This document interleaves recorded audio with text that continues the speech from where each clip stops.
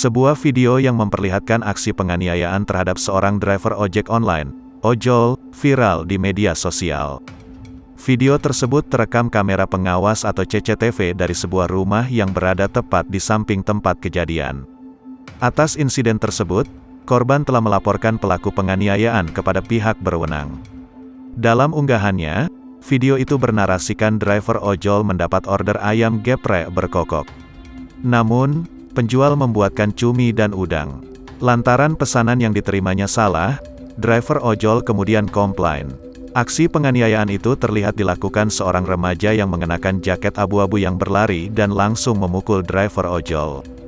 Diketahui, insiden itu terjadi di Jalan Dakwah Kelurahan Labuhan Ratu, Kecamatan Bandar Lampung, pada Senin, tanggal 23 Agustus tahun 2021, sekira pukul 2 waktu Indonesia Barat.